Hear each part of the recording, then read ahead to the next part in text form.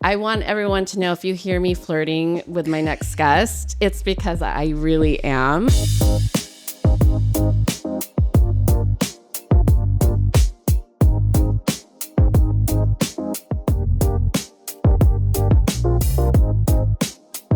This is my husband, Josh Toles. Thank you, Josh, for being here. Well, thank you, Rhea. It's a pleasure for you to finally talk me into doing this. It was hard to get through the door, but I'm here now, and I didn't want to get verbally abused by you not coming here, so here we are. No, I have to say, I want people to know, I didn't have to strong arm you on this one. You're so supportive. Thank you, and I'm grateful that you were really like, sure, I'll do it with you, and I think because you want to support me. So. Well, it's happy wife, happy life. It's good for the business, and I'm not big on the social media avenue and platforms, but maybe I should be. Yeah, so, maybe you should be. Maybe this is your calling now. Yeah, we'll see how it goes.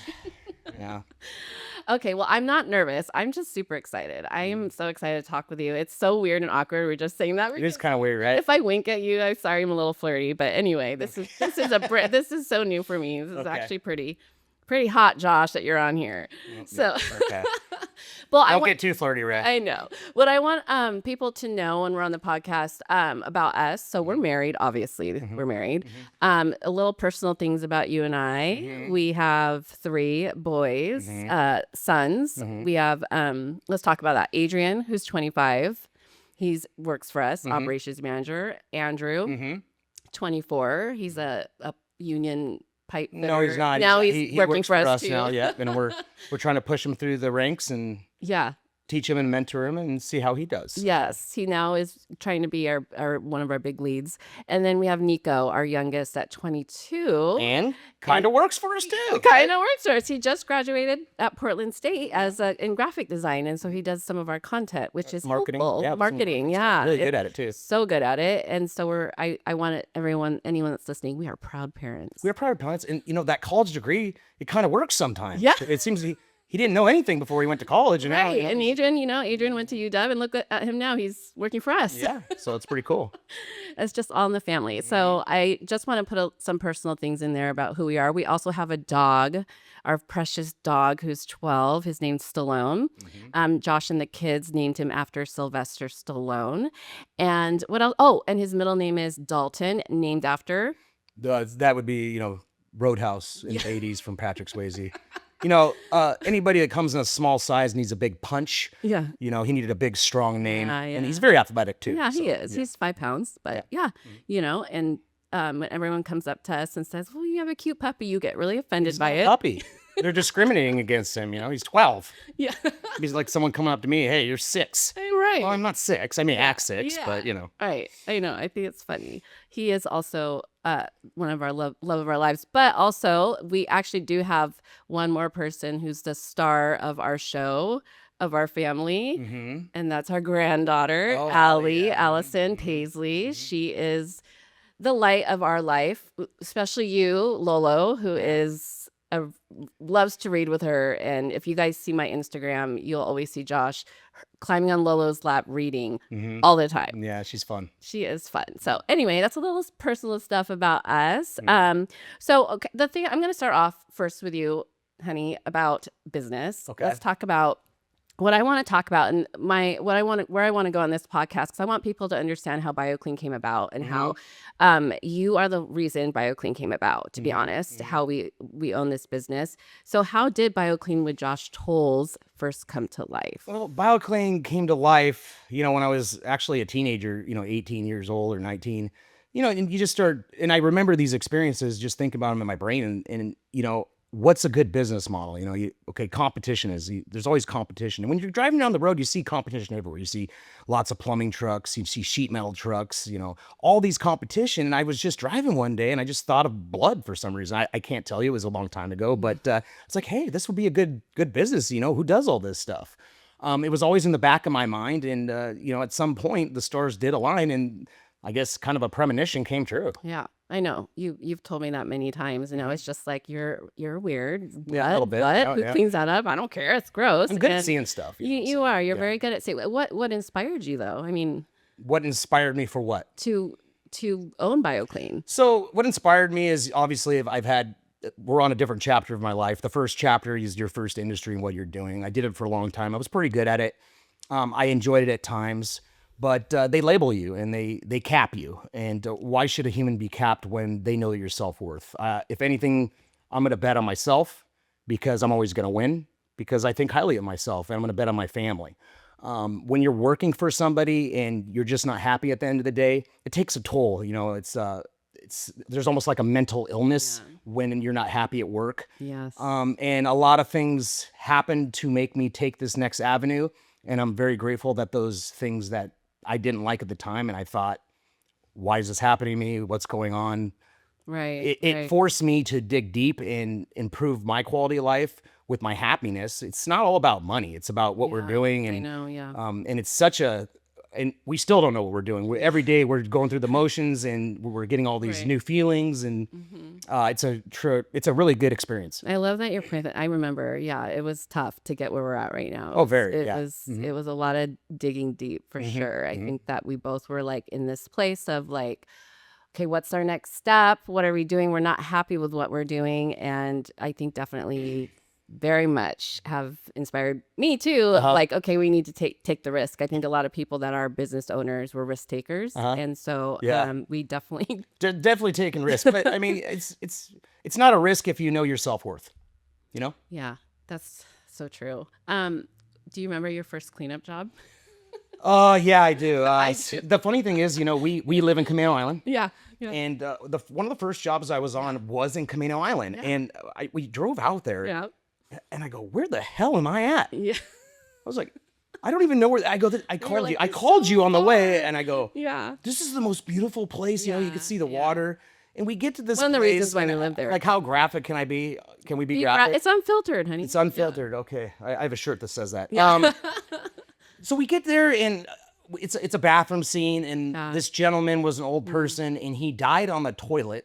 Okay, so when you die, you know, your body empties itself. But when he died, he fell over and he hit his head on a vanity. Oh my gosh. And he scalped his top of his I'm head. reliving this right now. So this is my first scene, and visually, I'm not bothered by scenes, and you know, maybe that's part of my weirdness. Yeah. I don't care about that stuff. Obviously, the smell is a whole different avenue. Yeah. That's why we have protection for that stuff. But that, you know, you could imagine, you know, the blood. Oh yeah.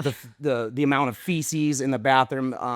You know, I've never experienced that. But one of the things we do too is, you know, you go in these places, the next of kin is maybe in Alaska, maybe there's not a next of kin. We go in there, we look for homeowners insurance to get this thing bought. So, you know, the kin doesn't have to pay for it. You know, that room turned into be a full demo. So, you know, you can't stop blood. It goes through, it travels through all kinds of Talk about situations. what was so gross about it, the room? Like, what was it? Well, it was, if you scalp your head from something, his hair and his scalp was sitting on the vanity. Feces was everywhere because he was on the toilet doing his business. And he fell over. And he fell over and hit his head and then bled out. No one found him there for months and months. Mail piled up. Yeah. So you go in and you get about 5 feet from the home and you're like, you start to smell this intense fragrance of death. And even at that time, it was a new fragrance for me. That was your first one. And you know what? You came home and I remember I was like, what in the hell is this? Get out of the house. Yeah, it was like from the car. It was awful. Like it's bad. Well, you know, you'll never forget that smell. I remember you saying that. It's stuck in your car. I had to stop at Fred Meyer's to get a shirt. You know, and I was even wearing, you know, all the right PPEs and stuff like that. Yeah. You know, it's if you're not prepared for it, it's going to smack you in the face. Yeah. Oh God, I remember that. Mm-hmm. The pictures. Oh my God. Yeah, good pictures. Maybe we could show it someday. Yeah. No, that would be really traumatic. Okay, so next question. When did you realize, and I want to ask you this, and this is a question that I love to, because you're so passionate about what you do. When did you realize BioClean could become more than just a small operation that is starting to help communities? When did you realize that? Because I know when we bought this company and you were fully already into it. I was still working, but you were like, blood, cleanup. But when did you realize it's actually impactful for people? Well, it's impactful because the work that we do is so special because a lot of the scenarios that we do, there's mental illness. And when you started coming on board and we started being advocates for mental illness and helping people, I knew that we were different than other companies than just cashing the check. We're constantly checking on our clients from, months ago. Hey, are you okay? We do clean sweep giveaways to help them for mental illness. It's a big thing. So I knew that would catch fire because there's a lot of people that need help, and we're advocates for that. Yeah, I think so. I mean, what you also mentioned too is we have to do something with a purpose. So that is definitely what Move with we the still, purpose. that's our mission statement is moving with purpose. Yeah. And I think that includes mental health, all of it that comes with owning a business. You have to look at it that way. And like there's so many suicides and such. We have chaplains that they're on speed dial. We offer those services for people in need. You got to understand, a lot of people, if their son commits suicide, the PTS, I mean, I can't even imagine what the PTS. How do you deal with that? Who do you talk to? How do you get over that? And working for BioClean, and you almost become numb to it, but you have to pay attention to the writing on the wall to help these people, because it's not the same every day, and you could impact people's life in a positive way or even a worse way because of the experiences that they're dealing with because of losing loved ones. And how do you even prepare for that, right? This is the biggest underground business that's not awarded in the world. We're okay with that because we are here and we want to impact people, but you have to pay attention to these people. You really do. No, that's so true. Okay, so in your words, in Josh Toles' words, tell people, what does BioClean do? What do we do? I want to hear it from you out of the horse's mouth. What do we do as far as the work our services? Yeah. What do we do? We are a full biohazard company. So anywhere from death cleanup, drug remediation, drug sampling, to chemical spills, airplane crashes, hoarding. I mean, anything full biohazard. And we do have a sister company that is BCI Construction. We are basically more in the ADA compliant work zone. So we specialize in, stair chairs, hoists, zero clearance showers, helping people with wheelchairs to get to point A to point B, where it doesn't impact their lives as much as it should. Yeah. Yes. I just wanted to hear from you what we do. I love it. But this is a good one too. What do you think what is the biggest misconception for people about biohazard cleanup? What is that? I think the biggest misconception, because we always get that. Yeah, the biggest misconception is, let's just take blood. There's a bunch of blood here. Yeah. I'll just clean it up myself. And visually, Rhea can do a great job. She takes, her brawny paper towels with her 409 and, good. But what people don't understand is just because it's visually cleaned, wherever there's a floor, there's a crack, there's a seam. That blood travels in between the seams and gets under the floorboards. You're not going to see it. But what happens is, it's activated by heat. Okay, so right now it's pretty cold. It's getting colder. Oh, it looks good. It's clean. But springtime starts to heat up. Summer, that will come back. It's always in there. So if you don't actually demo this area, you are going to, at some point, smell something and you're not going to know what it is because it was so long ago. So I think that's the biggest misconception. I do too. And I think that people think, oh, not a big deal, I can clean it up. But there's so many infections in blood. Like people don't understand that. There's like 20 different viruses, and hepatitis is the biggest one. Disease, or B and C, and then HIV. And so I was just talking to a IRCR guy, and he commented, you and Josh are doing such a great job trying to present blood-borne pathogens out there that people don't. He's been doing it for like 30 years, 40 years. And he's like, he linked in me and he said, because I did the post about the viruses the other day, and he just said people don't understand that. They think it's not a big deal. And he knows real life cases of people that have gotten sick because they thought, oh, I could clean up after my dad's death. I could clean up after all this blood spill. And I thought that was really cool. Right. It said that we were doing a really good job trying to promote that. And that's just that's just one misconception. That's just one out of all of it. I could really keep going with the drugs, and that just goes 10 times fold. But I don't know how much time we have for that. But you know what I mean? Oh yeah, for sure. That's just one big misconception. Yeah. So is there a moment that stayed with you so far, owning BioClean? So years ago when we started doing this stuff too, it's I'm not the most empathetic guy. So I used to be kind of a wild guy. I like to have fun. I'm the nicest guy you'll ever meet. How much compassion do I have? How much compassion do I have now?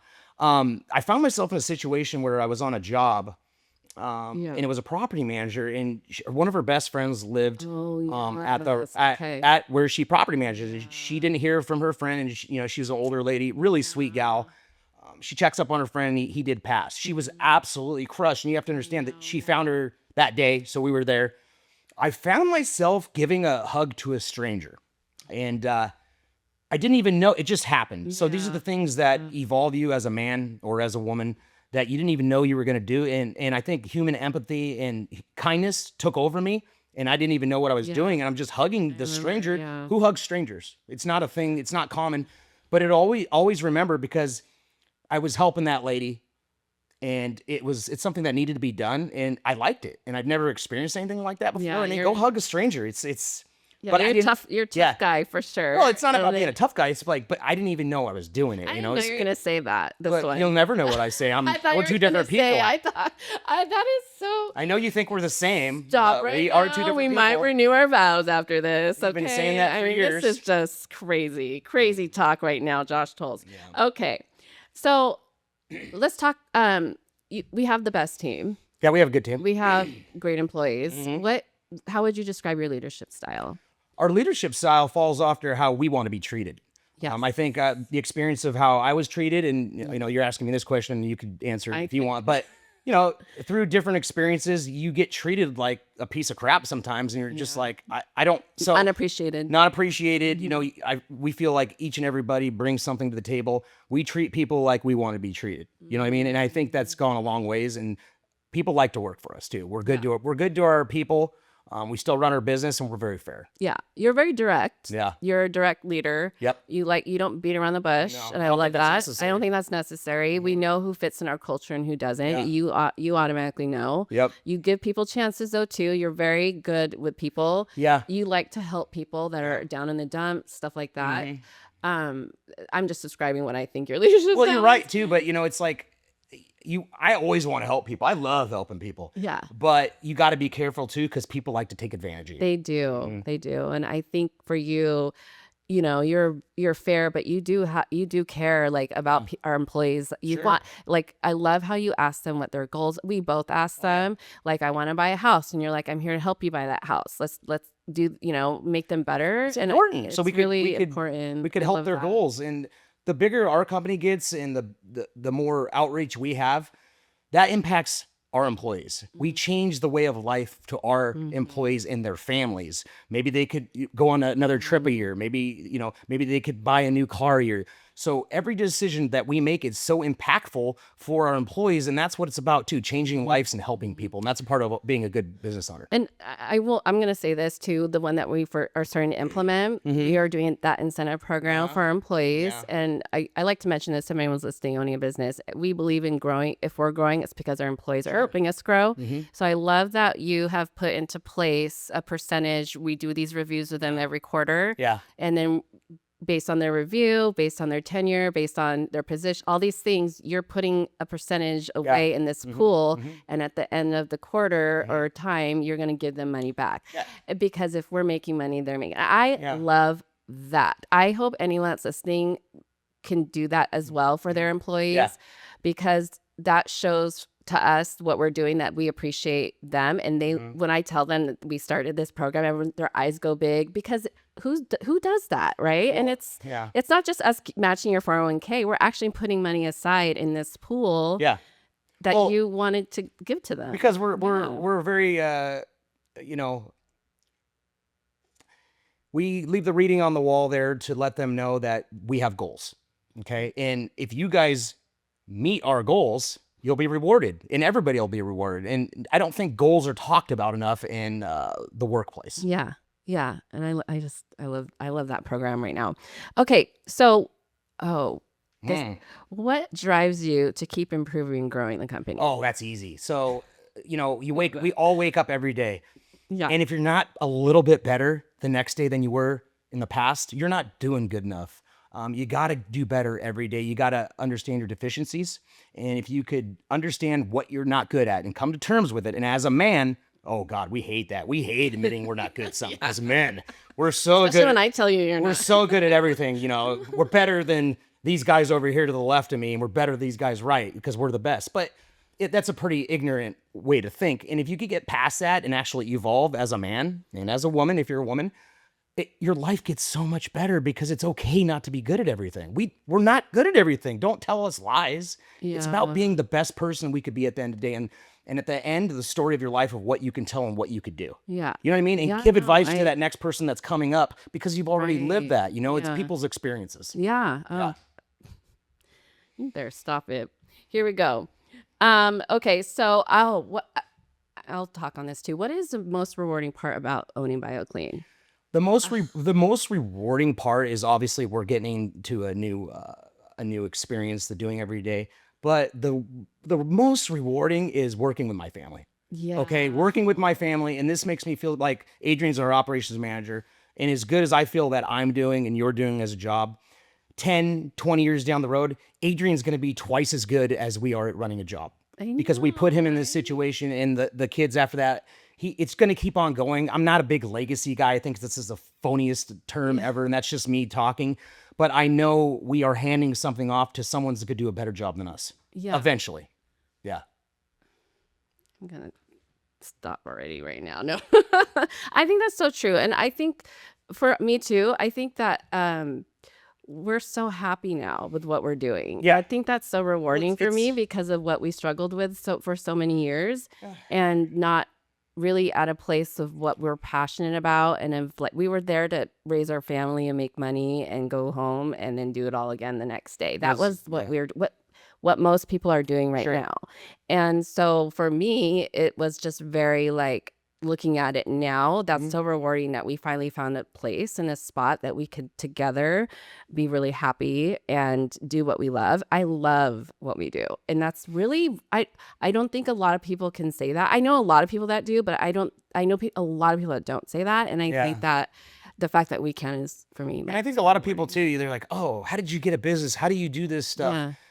You have to explore it yourself and talk to yourself in your head and write these things down. The G word's called goals. Yeah. It's easy to spell. Yeah. Go ahead and spell it and write your goals down on a piece of paper and look at them every day. And every day you can get a little closer to those goals. It's not as hard as it seems. Everybody says it takes money. It does take money, but you start from point A and go to there. You know what I mean? Yes. I just posted a saying like, I'm not where I want to be yet, but I'm really farther than I was 2 years ago. And that's moving forward, right? Oh my God. And that's moving forward. Yeah. And I'm not beating myself up yet or at all. Because you're winning. Yeah. You're winning. Totally. I love that. I love that quote. Okay. So what is the biggest challenge? And we can both talk about this as a business owner. And what have you learned from it? I mean, people think, oh, we're so happy we're talking about this. There's been challenges. Oh, the biggest challenge is challenges every day. You deal with some putting out fires every day, and the biggest challenge is personalities. Lots of different personalities and managing these personalities to make sure your company's running the way it should be. And that's a very difficult thing because, you may have, Mike over here and he's going through a divorce and he brings his divorce to work and he's not doing as good as he should. But it's hard to deal with all these situations, and you can't judge because you're not in that other person's head. You don't know what they're going through. Yeah. So you do still have to be kind and you have to be patient, and those are hard things. Those are skills that you have to learn too. Yeah, I think there's a difference between stress and being overwhelmed, and so I think it ties in together. Yeah, but overwhelmed's kind of like you need to make a change. Stress is kind of like prioritize. You're gonna get through that. So I think being overwhelmed for me is a big thing, learning when to let go of things and let other people do it. Because that can be, as you know, a lot for us. I mean, we go home, talk about work. We go to work, talk about work. It's just we've set some boundaries on that. Yeah. You said we're not talking about work right now. That's I saw. I don't sound like that, by the way. I think that's exactly how you sound. Okay. So I hate to say we're successful yet. I feel like we have so much more to do, but how do you define success today than you did before? Well, success is defined as happiness within yourself. Yeah. It doesn't matter if you're picking coconuts. If that's what makes you happy, money is tied to greed now, and it's changed the way of human existence. It's not all the same. We all have to make money to feed ourselves. But at the end of the day, if your job makes you happy, you're winning. Yeah. I mean, it's all about winning. If you could keep the lights on and you got to somewhere to put your head, nice fluffy pillow, you're winning, if you're happy with yourself. And I feel that's so important. Yeah, I think it's misconstrued, especially nowadays, especially we have kids older. I think that people think success is being relevant in this world with your followers, Or with your keeping up with the Joneses. keeping up with the Joneses. I need to be on all these platforms. I want everyone to know who I am. Right. That makes me successful. I'm going to pay for this advertisement to be on it. I'm going to do all these things because there's so much marketing now out there. I feel like people define success in that way too. And I love how you're saying that about success. Yeah. It's not about all those It's not about money. bright lights and money. Just because you drive a Ferrari doesn't mean you're relevant. successful. You may be broke inside. Yeah. You know what I mean? So, Right. Ugh, right. I know. What's it? Now we're getting down dirty. Oh boy. Okay. So what's it like working with your spouse every day? What's Better it say work? good things. That's, so that's a funny thing too. Years ago, in the first chapter of my life, I've heard of, coworkers or somebody that I know, and they'd be like, a spouse and a husband, or the husband and wife work together. And I think to myself, I was quite a bit younger. Yeah. My God, what an unlucky son of a bitch. And I thought about that for a long time. And then I started doing this stuff, and you and I have a professionalism in the office. Sometimes when we're alone, we'll be, we have fun too. Yeah. But there's a respect there, and I love it. I love going to work and seeing my wife. I do have my own office away from all the hellfire. We put you out there. I enjoy seeing my wife. Like I truly love my wife. We are buddies. We have a good time. So yeah, I like it. I think for you, seeing me every day, because I am kind of intense and stuff. Yeah. It's probably harder for you. Yeah, it is actually. I'll say that. Yeah. Same. I was like, I cannot believe we're gonna work together every day.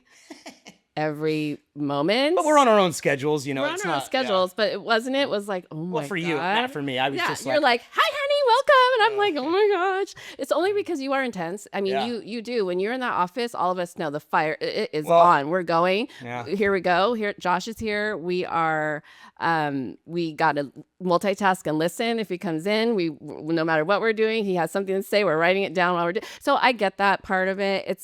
I wouldn't say it's hard. I would say it's definitely also exciting. I mean, I love having an office. It's actually very more exuberant in there too, because you bring a lot of energy. Mm-hmm. But to come in at work and work, then if you leave, you call me, and then and you text me. Like, hey, what's for dinner? And then when we get home, we talk about work. Yeah. And then so we did set some boundaries on that. And then when we go to sleep, we're together, and then we wake up, we're together. So I mean, we gotta be friends. You just gotta be friends, or it wouldn't work. Yeah, that's what I was trying to get at as well, and set boundaries for sure, because it can be hard. I know people that work together, and then they don't anymore because they can't. And I feel like we've come a long way. Hey, want to know a secret? What? Those other people aren't us. Okay. You're true. You're right. Okay, so but yes, and let's go on with that, because how do we balance being business partners and life partners? Because I think, we have to get out there and do different kinds of stuff. We do enjoy, traveling. We don't get to do that as much, but we do shorter trips now to kind of equal the balance out. I think that's still important. We're not doing as good as a job as we should, but it's still an active motion. We still got to, put one foot forward. So I think that we set a boundary. We're not talking about work. During dinner, we're not doing this, and I have to remind you a little bit more. We do set those boundaries to balance things out. Mm-hmm. You're mostly on the field. I'm in the office. We have different roles, which is great. Mm-hmm. You are good at what you're good at. You don't come in and try to come in my job. No. I don't try to come in your job and say. You kind of do. I think it's something about being a woman, but it's okay. I'm used to it. I know everything. Yeah, I know, right? Yeah. She'll tell me how to build a skyscraper 1 through 40. You're not to the 40th floor yet. What are you doing? So I'm used to it. Oh my gosh. Well, anyway, I just want to say we balance very well. We do. Okay. So, but I think that we each, back to our strengths of what we do at BioClean. Uh-huh. So you are so good at motivating people like very well, like going in there like, hey, how's it going? Are you? And Is that how I sound? no, oh, we sound like this. But what do you think? What is your greatest strength that you think? I'm a really good leader. I'm good at seeing things before they happen to protect ourselves from something bad that can happen. Yeah. I don't feel a lot of people can do that. I'm not tooting my own horn by no means. Most days I can't even get my computer to work solid. I tell my wife it's my positive energy that breaks electrical devices. She doesn't believe me. You're not tech savvy. I'm telling you, there's something to that, but we're not all great at everything, and I'm okay with that. Yeah. I think that, definitely I bring a calmness too. Yeah. We're very different people. Sure. Everyone knows it. And we look different. We look different, all of it. So, but we're two peas in a pod, but we're so different that it does bring a great balance. But we have our strengths, which really makes things for us in our whole entire life of living together and raising a family. I think that's why we're still here, is because we are different, and we're not, we don't do things the same. And, every day we get better at communicating too. That's the existence of everything. If you can't communicate, you're at the back of the line. I probably am the worst communicator. Yeah, well, you've gotten better than you used to be, so it's the evolution, right? Yes. And even going into big decisions and disagreements that we have, which can come owning a business with a partner. So how do we handle it, in your opinion? I think we handle it pretty well. Underlying effects. So, it's talked about we call it UD. Yeah. What's going to cost the company money? It's called undesirable effects, right? Yeah. So we got to do that, and there's it's talked about. We do underlying desirable effects. Sorry, we put it on the big whiteboard there, and we do. The metrics will tell us the solution. Yeah. If it has something to do with metrics, if it's more of a compassionate thing. That's a whole other conversation, but it's what we are talking about. And if one of us has to say, hey, listen, we listen, like you really listen well when I'm like, hey, tone it down a little bit. We have to go in it like this. And you're like, okay, Rhea, like you listen, where before when we were young, you're like, don't tell me what to do. I know everything. You don't tell me what to do. Yeah. Yeah. No, Yeah. I told you it's a man thing. We like to come off as knowing everything. Yeah. But no, it's so do I like to act like I know everything. Because we're cool. Okay. Yeah. Oh my gosh, we can have a bottle of wine right now. It's really fun. I got a bottle of tequila at the house that the trunk just got us. So okay, what's something people might be surprised to know about you outside of work?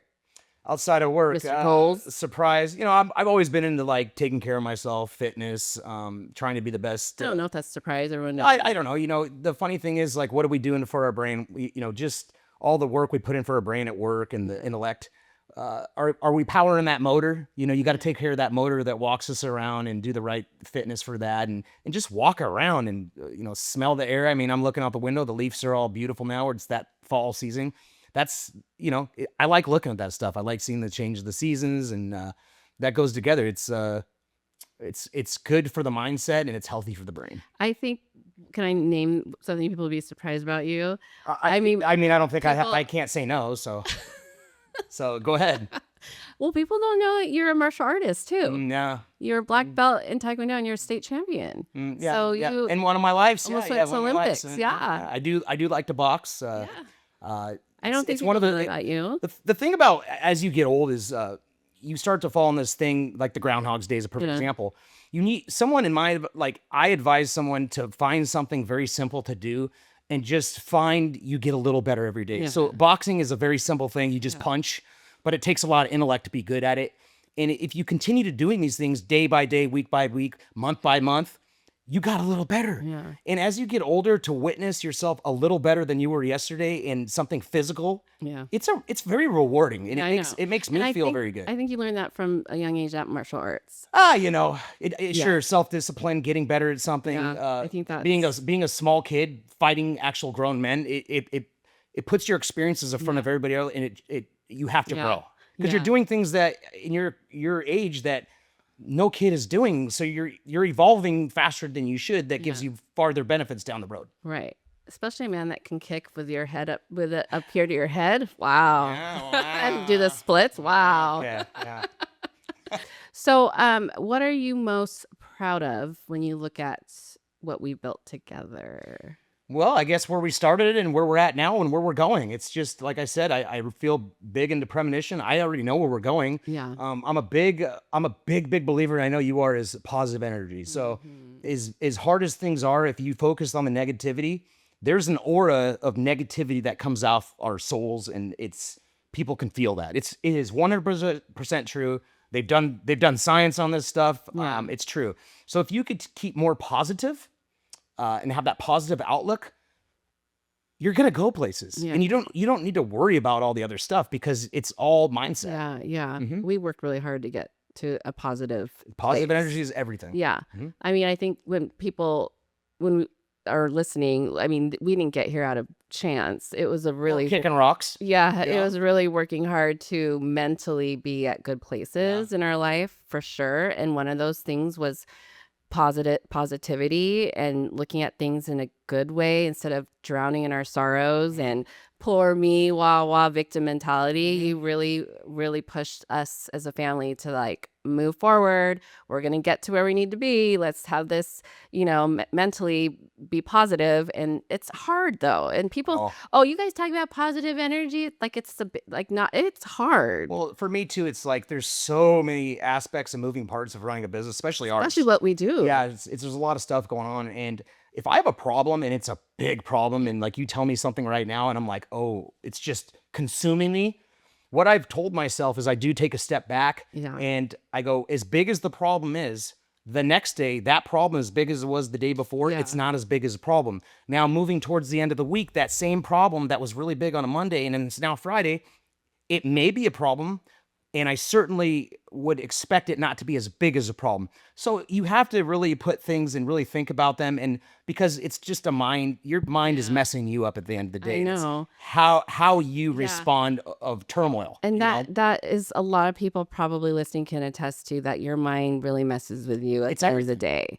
And it's hard to get out of a bad spot, a bad place. I think the struggle is how to get out of that bad place. And we see that every day. We had 10 suicides the other month, right? Last few weeks. A lot of double And we had some double homicides. We've seen mental health to its lowest, especially with drugs, with things that's happening. And so I think if anyone is listening and in a hard spot, it's just, what would you say your advice for them? So my advice for them would be the advice I give myself. A lot of people, when they have problems and turmoil, I feel they bury it. They stick it down at the bottom of the pit of their stomach and they leave it there. The problem with that, it never goes anywhere. And the difference between me and someone like that is I never bury anything, no matter how upset I am. I'll call a buddy. Maybe, I'll try to vent to you, see how that goes. You have to regurgitate these terrible feelings and express them and get them out of your soul. And get help.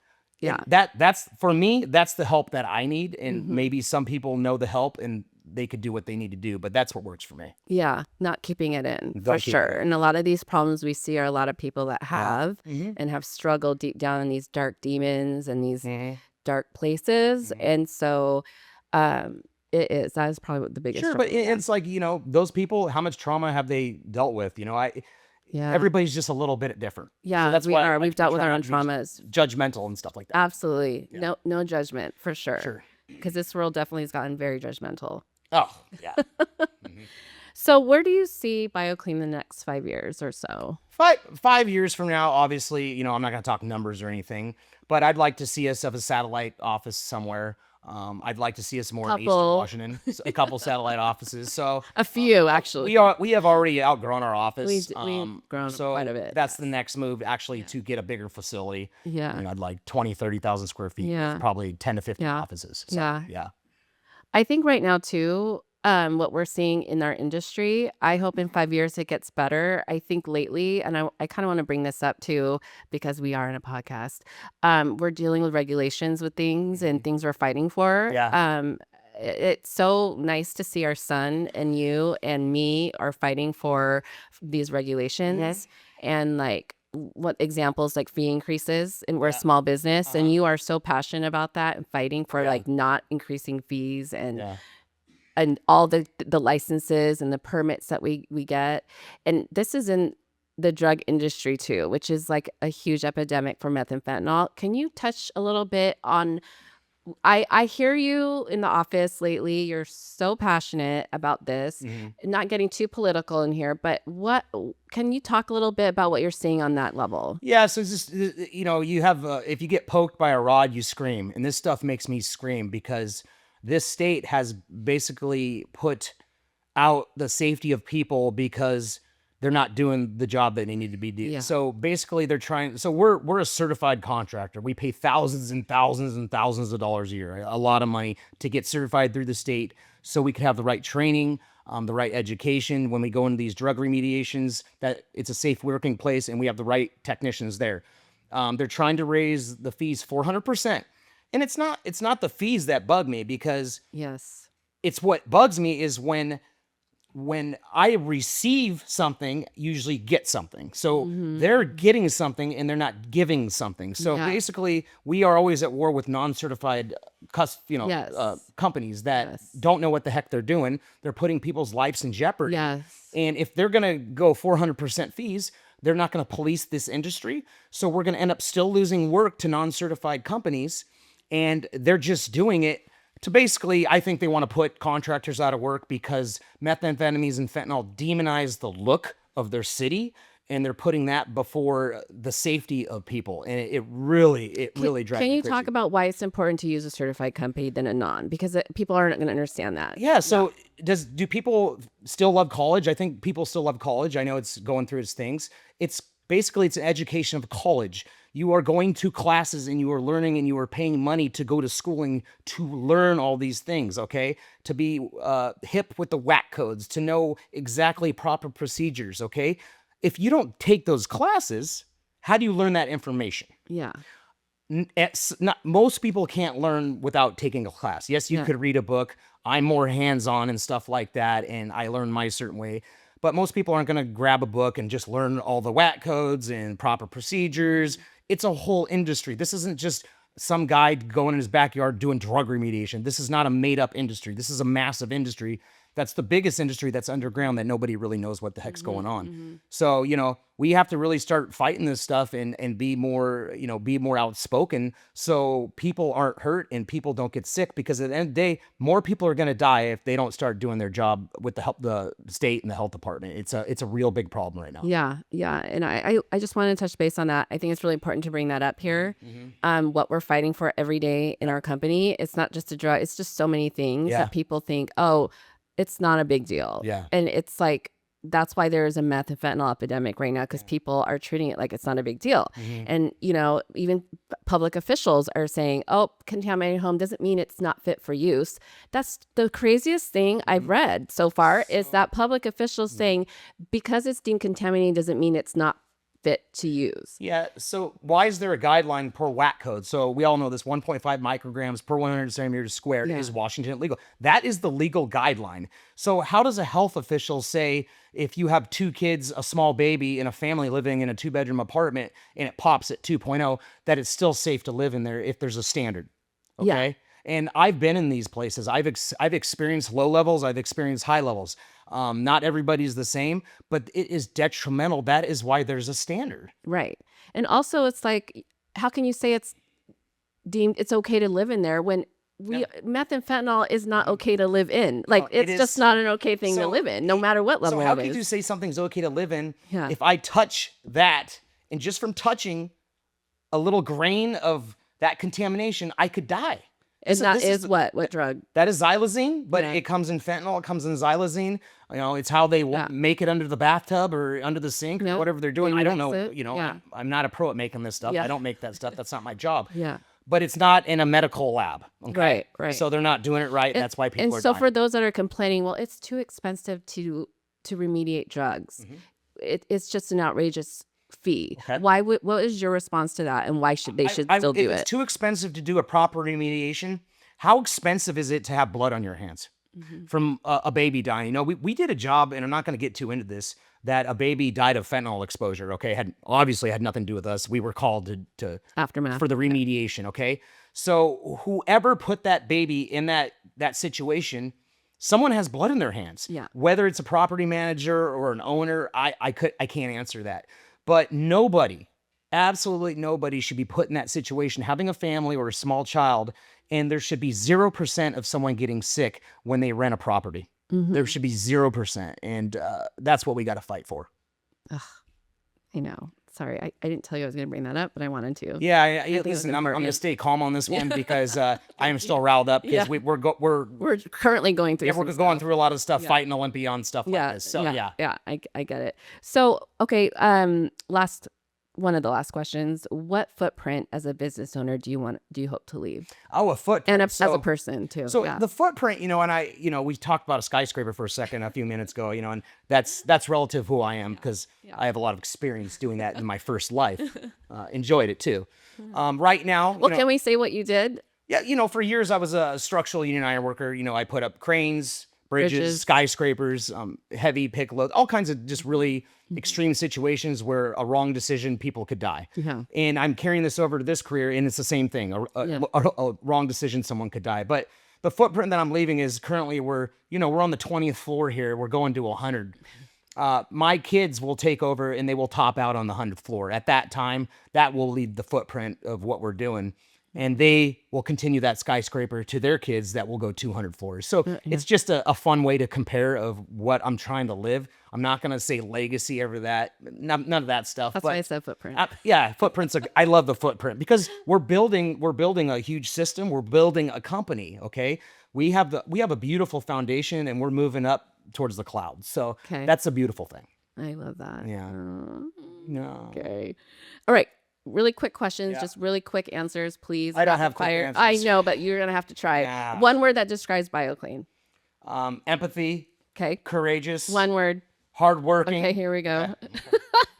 What's the first thing you do when you get to work? I open my office door and I turn my computer on and I complain, why does it take so long to turn a computer on since it's 2025? What's something you can't start your day without? Kissing my wife in the morning. Oh, damn. You got it right. You're going to get good dinner tonight. Okay. You don't cook dinner anymore. I'll order a good one. Early bird or night owl? Early bird, definitely. Yes, you are. And a hidden talent. Do you have anything? I have a big smile. I was blessed with it, so it's You're not also really hidden. talented in woodworking. No, I'm not. I'm awful. You're good. I'm Mel Gibson Stop. building It's a rocking chair that breaks. It's a new hidden talent, I would like to say. Yeah. So is there anything else you want to say to the good of the world, Josh? I hope everybody's doing them and focuses on them and doesn't focus on outside noise. Just, I know this world's gotten make to that. ourselves better and don't worry about the outside noise. If Right. everybody focused on themselves, it could be more fun to be around It could people. be a better world. And don't forget, if you were by yourself, you couldn't exist. People are great, and give people a chance, and you're never too old to make friends. Right. And making friends is some of the best stuff. People need to make more friends. All right. Well, this is probably the best interview I've had. Thank you so much. I love you. Thank you. Love you too. Thanks. Have a great day. You have a great day. Okay.